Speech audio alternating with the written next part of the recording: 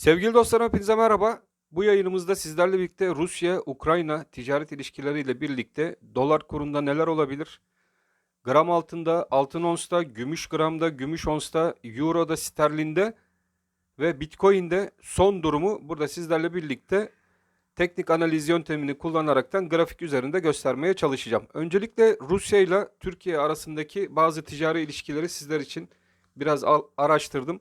Ve bu ticari ilişkiler dengesiyle birlikte bizler Rusya'daki olumsuz durumdan ne türden etkilenebiliriz? Bunu sizlerle birlikte biraz konuşalım. Onun ardından da gene teknik analizimize geçip dolar kuru fiyatlarını burada sizlerle birlikte bulmaya çalışalım. Evet sevgili dostlarım, Rusya tarafına baktığımız zaman Rusya ile bizim doğalgaz üzerine alışverişimiz artı turizm üzerine alışverişimiz oldukça fazla. Enerji ihtiyacımızın hemen hemen %50'sini genellikle Rusya tarafından sağlıyoruz. Bunun haricinde de gene turizm gelirlerimizin büyük bir çoğunluğu, yani 1/3 bir çoğunluğunun da gene Rusya tarafından Türkiye tarafına geldiğini görmekteyiz.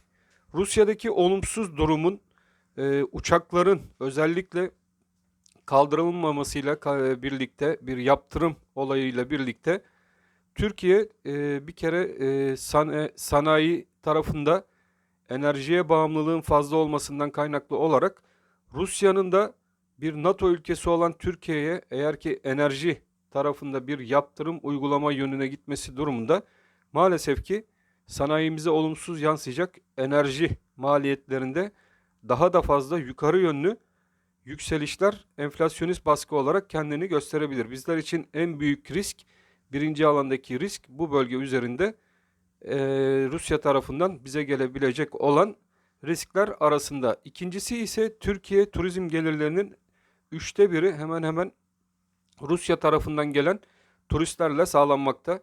Buradaki bir uçakların kaldırılmaması ve savaş durumundan kaynaklı olarak ve Rus turistlerin biliyorsunuz ödemeleriyle ilgili Avrupa Birliği'nden, ABD tarafından büyük ölçüde yaptırımlar geldi. Yani para alışverişi, yabancı cinsten para alışverişleri kesildiği ve bankalar arasında da yaptırımlar uygulandığı için Türkiye'nin turizm gelirlerinde önemli bir beklentilerinin dahilinde önemli bir azalma noktasına doğru buradan bir geriye dönük bizler de etkilenme durumuna düşebiliriz. O yüzden bizler için en kritik iki önemli alan enerji ve turizm olarak gözükmekte.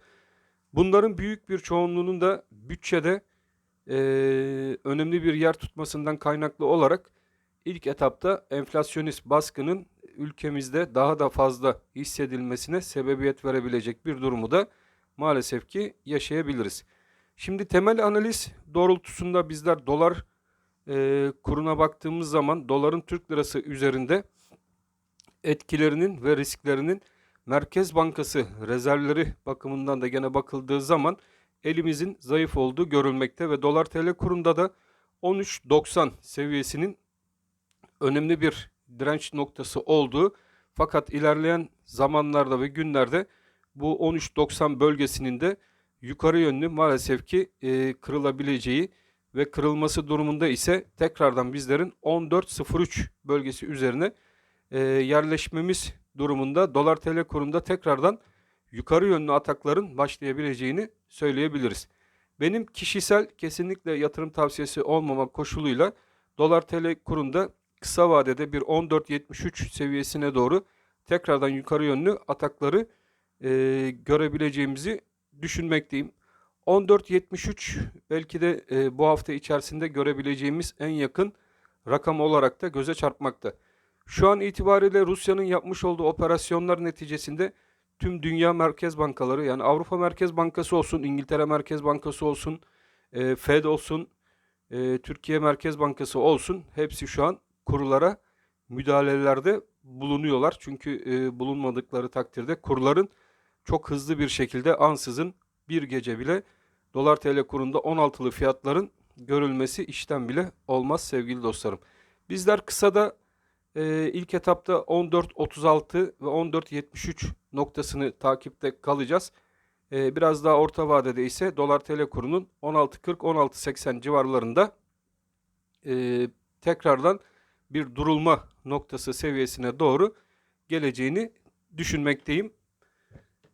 Evet, gram altın, hemen gram altın tarafını da değerlendirelim. Gram altın ons bazlı ve Türk lirası olarak yukarı yönlü hareketlerine devam ettiği için arkadaşlar, gram altında en önemli şu an etken için altının ons tarafındaki 1900 dolar seviyesi üzerindeki tutunumlar önemli. Dolar TL kurunun da altının ons tarafına eşlik etmesiyle birlikte 850 seviyesi bizler için önemli bir seviyeydi. Gram altında bugün itibariyle baktığımız zaman ilk ana hedef bölgesinin de 894 TL civarına doğru gidecek bir gram altın sizlerle birlikte izleyeceğiz. Burada da asıl hedef gene gram altında 921 TL civarını görecek bir gram altını sizlerle birlikte izleyebiliriz kısa vadede. Biraz daha orta vadeye baktığımız zaman da yönün 921 TL'de biraz oyalanmanın ardından tekrardan 950 TL civarına doğru giden bir gram altın sizlerle birlikte izleyeceğiz. Gram altında önemli destek 851 TL'de bulunan destek. Onun altında da 824 ve 808 destekleri Forex piyasaları ve Viyop piyasalarında işlem yapan arkadaşlar için takip edilebilir. Gram altında da ons ve dolar bazlı olarak yön ilk etapta 921 TL'ler civarına doğru gidecek gibi gözükmekte sevgili dostlarım. Hemen Euro Türk lirasına geçelim. Euro Türk lirasında işlem yapan arkadaşlarımız da var. Onlar için de bir değerlendirme yapalım. Evet, Euro Türk lirasına baktığımız zaman Euro Türk lirasında bizler için 15.80, evet, ilk etapta bir 15.80 zorlaması kısada Euro'da görebiliriz sevgili dostlarım. O yüzden 15.80'e dikkatli bir şekilde takipte kalın. Aşağıda 14.70 önemli bir destek bölgesi Euro takip eden arkadaşlarımız için. Fakat ilerleyen günlerde 15.80 Avrupa Birliği'nin Rusya'ya önemli yaptırımları var. Rusya'da bir enerji kozunu kullanabilir ise Euro tarafında da yukarı yönlü hareketler sertleşebilir ve ilk etapta bizler sizlerle birlikte Euro bölgesinde de Euro tarafında da 16.50 civarına doğru kısa da bir hareket izleyebiliriz. Euro takip eden arkadaşlarımız. Sterlin Türk lirasına geçtiğimiz zaman sterlin Türk lirasında önemli seviyemiz 18.80 ve bu bölge zorlandı ve bu bölgenin tekrardan deneneceğini düşünüyorum. Kısada 18.80 tekrar denenecektir ve sterlinde de ilk ana hedef bölgesi baktığımız zaman sizlerle birlikte burada 20 ve onun üzerindeki kuvvetli direnç noktası da 21 TL civarından geçen bölge bizler için yakın zamanda gelecektir diye düşünmekteyim. Aşağıdaki en kuvvetli destek bölgemiz ise 17.70 bölgesinde bulunan alan. Sterlindeki arkadaşlar bu destek üzerinde kalındıkça ilk etapta 20-21 TL civarına doğru gidecek sterlin TL'yi izlemeye devam edeceklerdir diye düşünmekteyim. Altının ons tarafı, hemen altının ons tarafına baktığımız zaman 1900 dolarlar seviyesinde altının onsu bir boğa piyasasındadır. Bunun hatırlatmasını yapmıştık. Kimi yatırımcılar altının sürekli düşeceğini, doların sürekli düşeceğini söylerken şu anki konjonktürün dolar ve altının düşmesi için uygun bir konjonktür olmadığını sürekli videolarımızda hatırlattık ve bunlar için önemli kritik seviyelerin de altının ons tarafında 1900 dolardan geçtiğini devamlı videolarımda sizler için anlattım. Bugün itibariyle baktığımız zaman 1980 üzerinde kapanışlar altında önemli hareketleri başlatacaktır.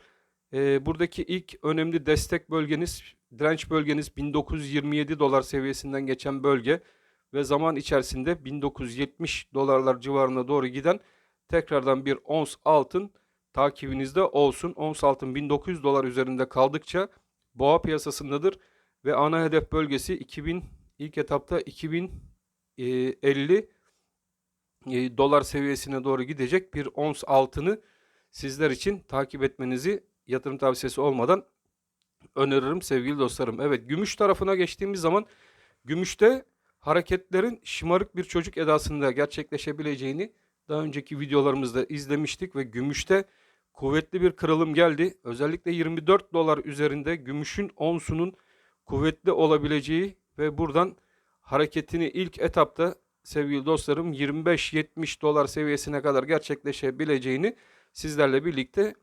belirlemiştik. Gümüşteki hareketler bir başladı mı bir daha durmaz, arka arkaya yükselişleri tetikleyebilir. 25.70 ilk direnç noktamız olacak ve onun üzerinde biz sizlerle birlikte 28 dolarları gümüşün ons tarafında takipte kalacağız. Gram gümüş tarafındaki arkadaşlarımız ise gümüşün gramında önemli destek ve direnç noktalarımız var. 10.85 artık bizler için çok önemli bir destek konumuna geldi. Sağlam bir destek konumuna geldi. Bu hafta itibariyle sizlerle birlikte 11.48 bölgesini takip edeceğiz. İlk kuvvetli direnç bölgemiz burada. Onun üzerinde de 11.87 ana hedef bölgemize doğru giden bir gram gümüş izleyeceğiz. Dirençleri, destekleri soran arkadaşlarımız vardı. Gümüşün gramında 11.87 direnç, 11.48 direnç, 10.85 destek ve 10.46 destek şeklinde takip edebilirsiniz. Forex'te işlem yapan ve Viyop'ta işlem yapan arkadaşlarımız gram gümüşte ons bazlı olarak yukarı yönlü hareketlerini devam ettirecektir. İlk kuvvetli direncimiz ve ana hedef noktamız 11.87 bölgesindeki bulunan alan ve buranın ilerleyen günlerde yukarı yönlü kırılıp hedefi tekrardan orta vadede 13 Türk Lirası civarına doğru giden bir gümüş sizlerle birlikte izlemeye devam edeceğiz. Bitcoin, hemen Bitcoin arkadaşlarımız için önemli analizlerimizi gerçekleştirelim. Bitcoin'de yukarı yönlü sert hareketler yaşadık. Özellikle Rusya'da önemli yatırımcıların Bitcoin aldığıyla ilgili haberler ve söylentiler dolaşmakta ve Bitcoin bugün itibariyle baktığımızda 44.000 doları test etti. Bitcoin'de bizler için en önemli, bakın sevgili dostlarım, en önemli destek şu an itibariyle 38.900 desteği. Bunu mutlaka bir yere not alın. Bu destek üzerinde kaldıkça Bitcoin'de bizler tekrardan 46.000 doları teste gideriz. O yüzden önemli bir seviye.